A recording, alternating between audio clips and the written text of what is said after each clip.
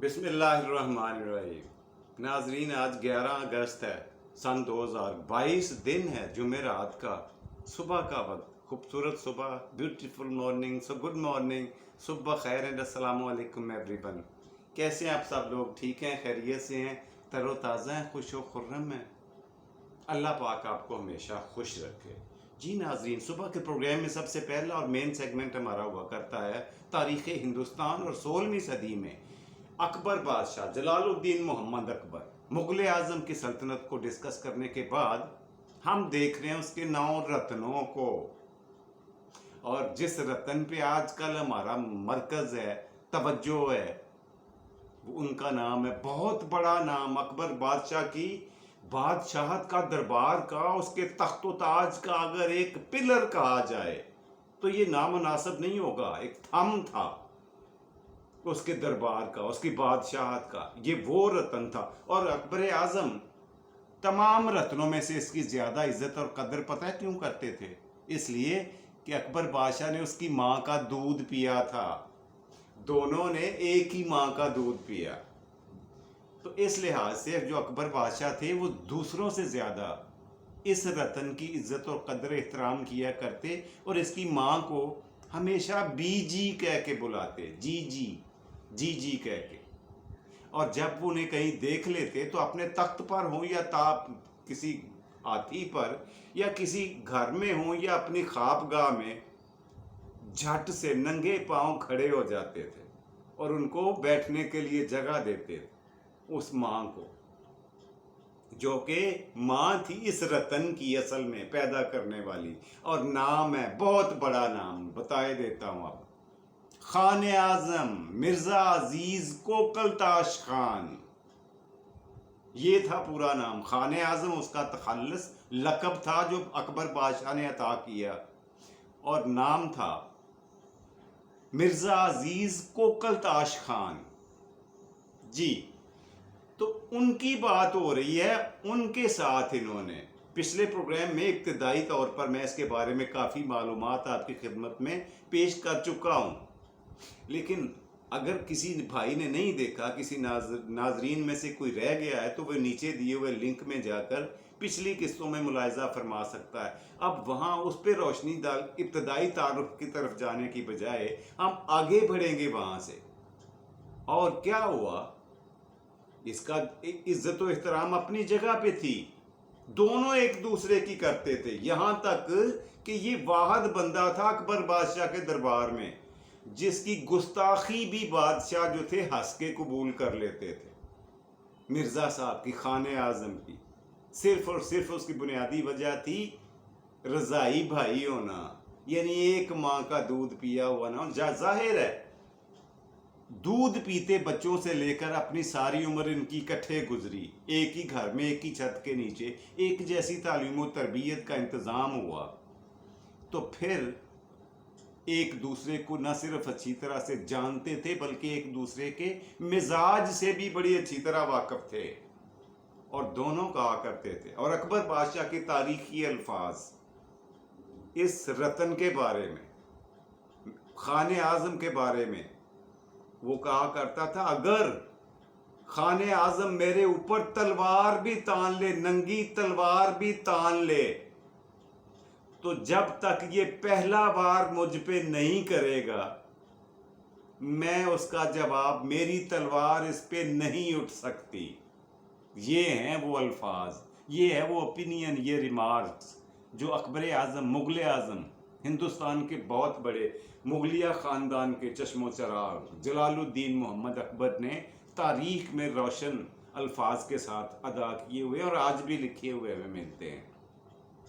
खैर, बात को आगे बढ़ाते हैं। 1569 में बादशाह सलामत ने, अकबर बादशाह ने इरादा बांधा, नीयत की, और वो कहाँ आया, एक सूफी बुजुर्ग दरवेश के दरबार पर हाजिरी देने के लिए, उनकी कब्र मुबारक की ज़ियारत करने के लिए, उनके मज़ार पर हाजिरी देने के लिए आया।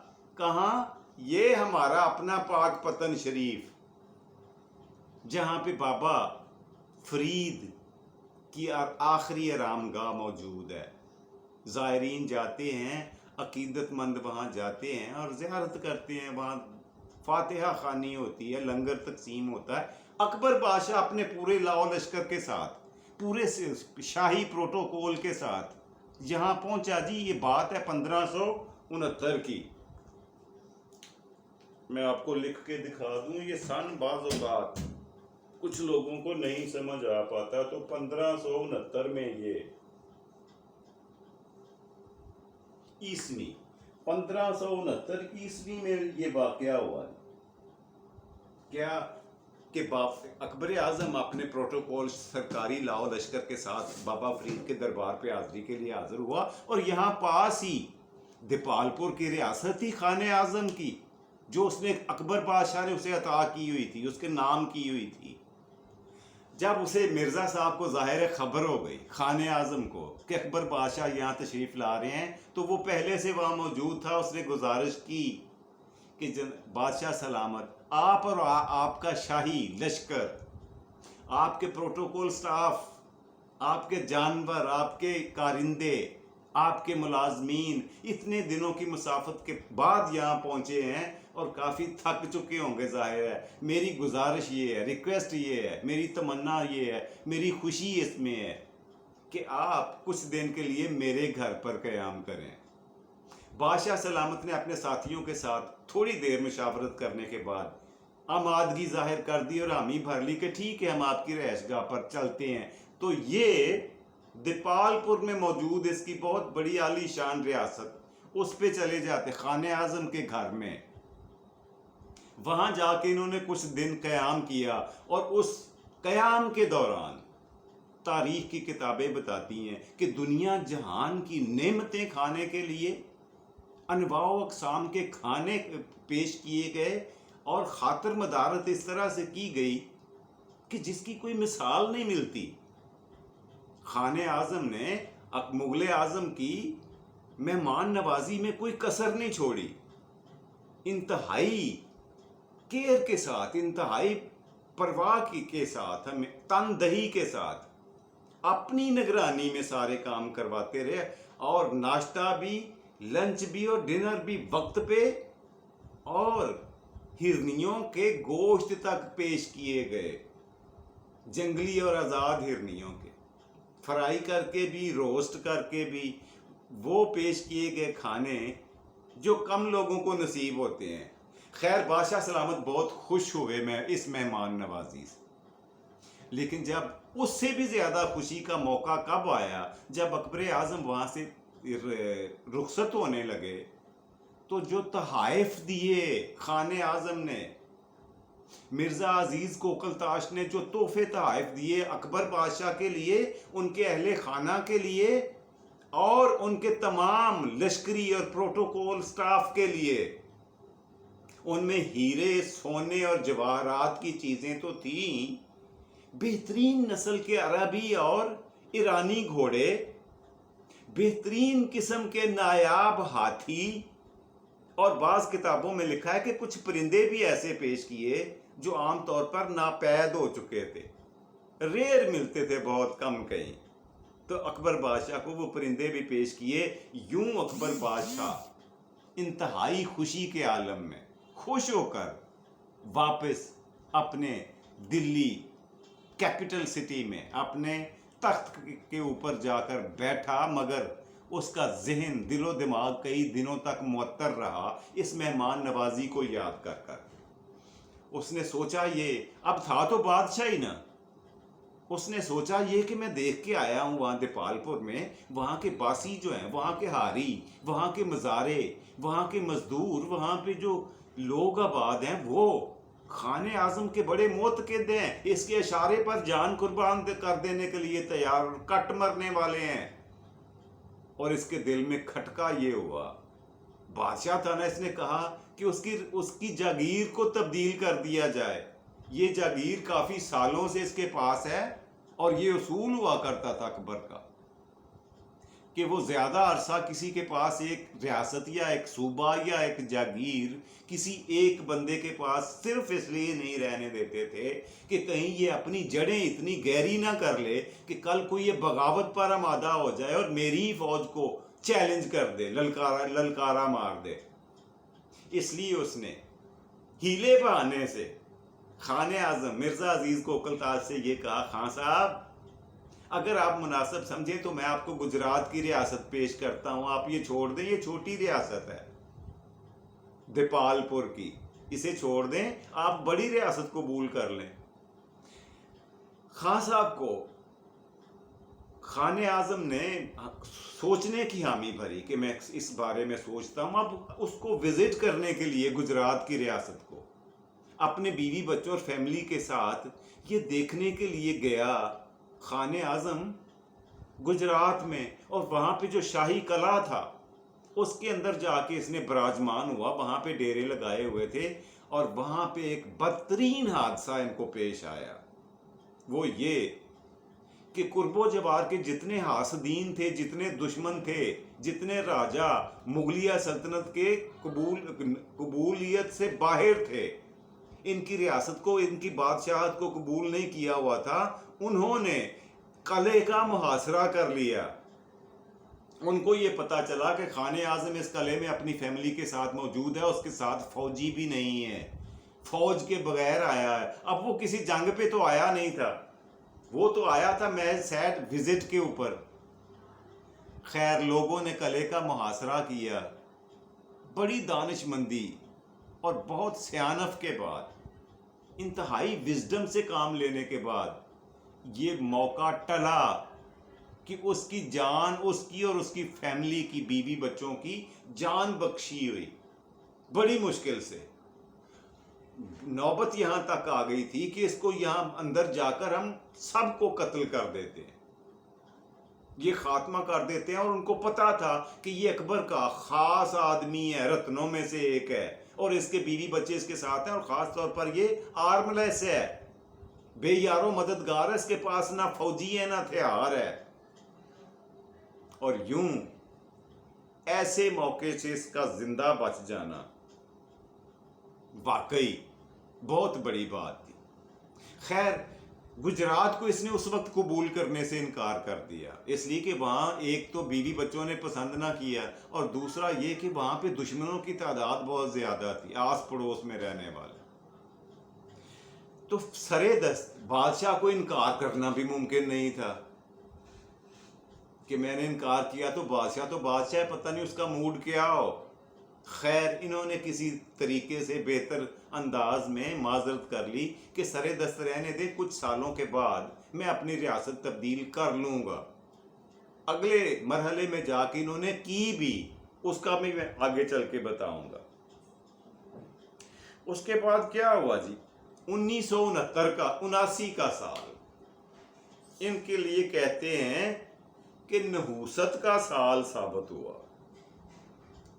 یہ جو قلعے میں محصور ہونے والی بات ہے گجرات کے، یہ 1571 کی ہے۔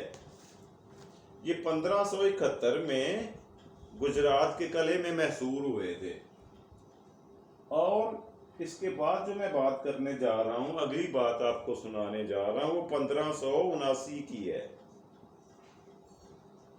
یہ سن تھا 1579۔ 1579 میں یہ ہوا کہ کہتے ہیں کہ اس کی زندگی کا منحوس ترین سال گزرا۔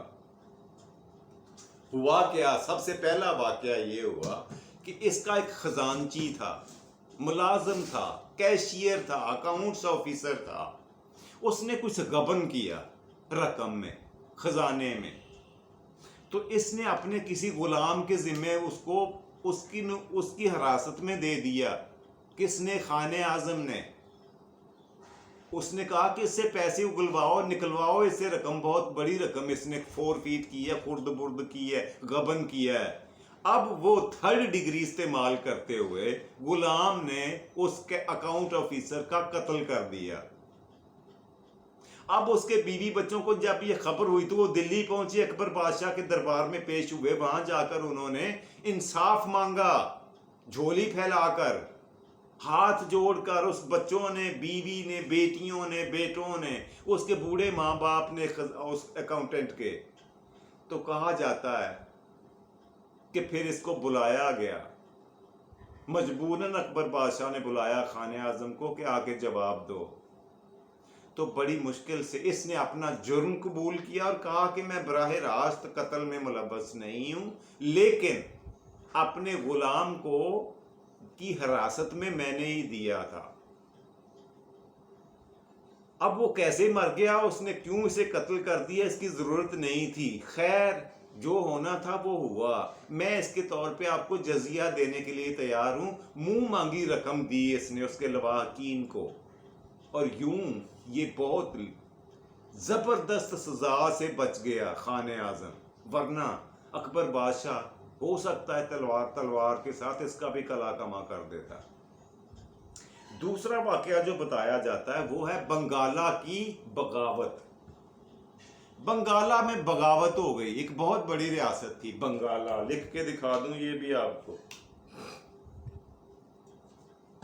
بنگالہ ایک اتنی بڑی ریاست تھی کہ وہاں کی بغاوت تھی، اس نے اکبر کو ہلا کر رکھ دیا. یہ تھی جی بنگالہ.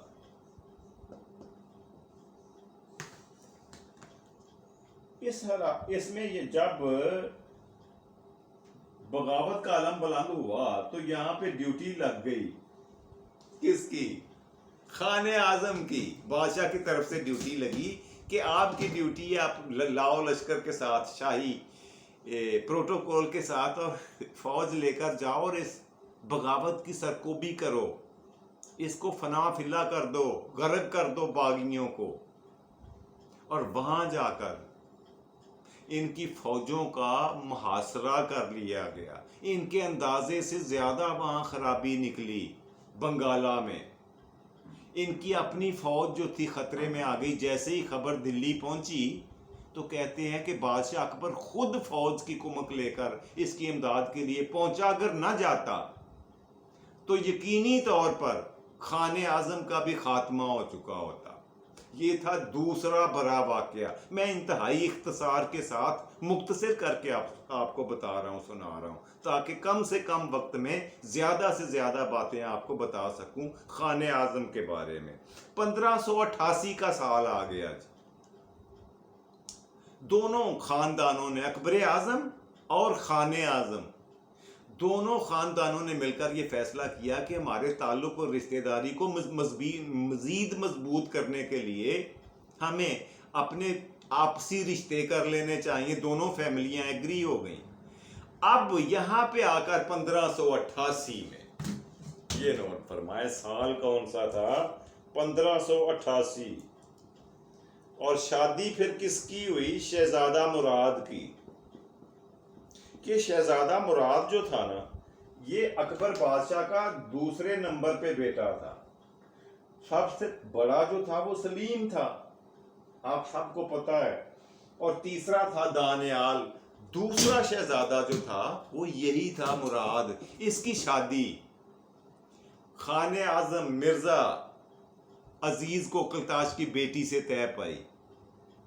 اور مزے کی بات بتاؤں کہ یہ شادی اکبر اعظم کی اس ماں، جو وہ اصلی ماں اکبر کی جس نے اسے جنم دیا تھا، اس کا نام تھا مریم زمانی. آپ کو بتا چکا ہوں، آپ سب کو پتا ہے. مریم زمانی کی رہائش گاہ پر اس شادی کا فنکشن کیا گیا، اور یہ واحد بارات بتائی جاتی ہے. یہ واحد شادی اور بارات بتائی جاتی ہے تاریخ میں، جس میں اکبر اعظم نے بنفس نفیس خود آپ چل کر، خود جا کر اس نے بارات میں شرکت شامل ہوا، اور بارات لے کر اپنی ماں کے گھر سے بارات، اپنی شہزادہ مراد کی ماں کے گھر سے بارات لے کر خان اعظم کے گھر گئے. وہاں سے شادی کروا کے واپس آئے. اس کی بیٹی کے ساتھ نکاح ہوا، یوں بڑی ہنسی خوشی سے. اور کہا جاتا ہے کہ جتنا ساز و سامان جہیز میں خان اعظم نے اکبر اعظم کے بیٹے مراد کو دیا، اس کی 7 نسلوں کے لیے کافی تھا. کھانے پینے کا تو کیا، کہتے ہیں کہ سونے چاندی ہیرے جواہرات کے ڈھیر دے دیے. घोड़ों के ऊपर जो जीने पड़े हुए थे, जो लगामें थी, वो भी सोने की बनी हुई। यहाँ तक उसने शौक पूरा किया खाने आजम ने। खैर, शादी को भी 1 साल हुआ था शहजादा मुराद की शादी और खाने आजम की बेटी के साथ, कि इनके घर में अल्लाह ने एक चांद जैसा बेटा अता कर दिया। और उस बेटे का नाम पता है क्या रखा गया? मिर्जा रुस्तम। मुराद का यानी अकबर आजम, मुगल आजम के पोते का नाम मिर्जा रुस्तम। शहजादा मुराद के यहाँ जो बेटा हुआ वो था मिर्जा रुस्तम। ये नाम रखा गया जी बाहम मशवरे के साथ। सारों ने एक दूसरे की मर्जी से ये नाम रख दिया। अच्छा, 1588 में फिर क्या हुआ? 1588 में ये हुआ कि एक मर्तबा फिर अकबर बादशाह ने ऑफर की कि आप गुजरात की रियासत ले लें, दीपालपुर की रियासत छोटी है। अब की बार इसने देखा कि वहां दुश्मनों का काफी कमी पैदा हो गई है, काफियों की सरकोबी और कईयों की नस्ल कुशी हो चुकी है। अब की बार इसने अपने घर वालों से किया मशवरा और उन्होंने घर वालों ने पसंद कर ली मालवे की रियासत, मालवा। वो बहुत खूबसूरत रियासत थी। कहा जाता है ये अकबर बादशाह के लिए बड़ा मुश्किल हो गया, इसलिए कि जो मुश्किल इसलिए पेश आई कि वो जो मालवे की रियासत थी, जो वहां का मालिक था, जिसे वो मिली हुई थी, जिसे वो जागीर लिख के दी हुई थी अकबर ने, वो उसका खास आदमी था। उसको वहां से उठाना बगैर किसी वजह से उसके लिए बड़ा मुश्किल हो रहा था। लेकिन बिल आखिर मिन्नत समाजत करके अकबर बादशाह ने उसको वहां से उठाया और यूं इनकी बात रद्द नहीं की। खाने आजम मिर्जा अजीज को कलताश खान की और इसकी फैमिली की खुशी के मुताबिक इनको मालवे की रियासत अता कर दी गई। और वहां जाकर ये बहुत खुश हुए, इसलिए कि ये उनकी पसंदीदा इलाका था। यहाँ पे रहना, यहाँ पे घूमना उन्हें बहुत अच्छा लगता। हर तरफ हरियाली, आबादी और खूबसूरती थी। यहाँ पे मेरा ख्याल ये है कि यहाँ पे पहले सेगमेंट को क्लोज करें वरना प्रोग्राम लंबा हो जाएगा। और वैसे भी कैमरे के पीछे से मुझे इशारा हो रहा है कि जी वक्त काफ़ी हो गया। बढ़ते हैं आज के प्रोग्राम के दूसरे सेगमेंट की तरफ। वो रोज़ाना की तरह हुआ करता है आज का लफ्ज़। जी, आज का लफ्ज़ जो मैं आपको बताने जा रहा हूँ ना, वो भी बहुत अच्छा है, आपकी तवज्जो का तालब है। जी, नोट फरमाएं। ये रहा संस्कृत ज़बान का लफ्ज़। आपने कई जगहों पे सुना, पढ़ा और लिखा हुआ देखा होगा। अजीरन। अजीरन का मतलब क्या होता है? कहते हैं ना कि जी फलां ने मेरी जिंदगी अजीरन कर दी है, मुश्किल बना दी है, जीना मुश्किल कर दी है। अजीरन का मतलब यही लिया जाता है। ये संस्कृत का लफ्ज़ है। अब मैं इसकी तज्जिया करके आपको दिखाऊंगा कि ये किस फैमिली का लफ्ज़ है और यहाँ पर क्या है और इसका असल मकसद क्या, मतलब क्या है। एक लफ्ज़ है संस्कृत में जीरन।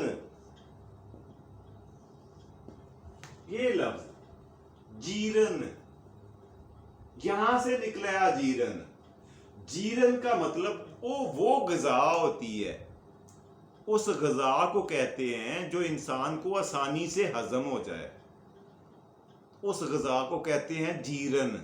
ये जीरन ग़िज़ा है, ज़ूद हज़म है, जल्द हजम हो जाने वाली है। और इसके साथ अलिफ लगाने से ये जीरन का उलट बन गया अजीरन। मतलब वो ग़िज़ा जो आसानी से हजम ना होने वाली हो, उसे अजीरन कहा जाता है टेक्निकली। लेकिन हमने इसका मिलते जुलते लफ्ज़ों में, मिलते जुलते मायनियों में इसकी तब्दीली कर ली है, जो काबिल कबूल हद तक जायज़ है। खैर जी, बढ़ते हैं प्रोग्राम के तीसरे और आखिरी सेगमेंट की तरफ। और वो रोज़ाना की तरह हुआ करता है। आज की बात साईं जो आपसे शेयर करना चाहता हूँ वो ये है कि अल्लाह सुब्हानहू तआला ने, खालिक़े कायनात और मालिके कायनात ने दुनिया की हर चीज़ इंसानी खुशी के लिए انسانی استعمال کے لیے، انسانی سہولت کے لیے پیدا کی ہے. طرح طرح کے انواع و اقسام کے درخت بنائے ہیں تاکہ وہاں سے ان کی چھاؤں حاصل کرے، وہاں سے لکڑی حاصل کرے، ایندھن حاصل کرے، اور اس کی لکڑی سے مختلف مصنوعات بنائے. اتنے جاندار پیدا کیے، جانور پیدا کیے ہیں تاکہ وہ انسان کے لیے خوراک کا موجب بنے، تجارت کا موجب بنے. یہاں تک کہ سبزیاں بے شمار پیدا کی انسان کی غذا کے لیے. دنیا کی ساری چیزیں انسان کے لیے، انسانی فائدے کے لیے اللہ نے پیدا فرمائی ہیں. مگر ایک چیز جو انسان کو نقصان دیتی ہے، مشکل میں ڈالتی ہے، اس کا برا کرتی ہے، وہ کیا ہے؟ وہ پتہ ہے کون ہے؟ خود انسان. انسان ہی وہ مخلوق ہے جو دوسرے انسانوں کے لیے مشکلات کھڑی کرتی ہے، ان کے لیے مصیبت و پریشانی کا باعث بنتی ہے. جی یہ تھا جی آج کا پروگرام. اس کے ساتھ ہی اپنے میزبان جاوید اقبال کو اجازت دیجیے. خوش رہیں، خوش رکھیں، خوشیاں بانٹیں اور خوشیاں سمیٹیں. آپ سب کا اللہ حامی و ناصر ہو. پاکستان زندہ باد.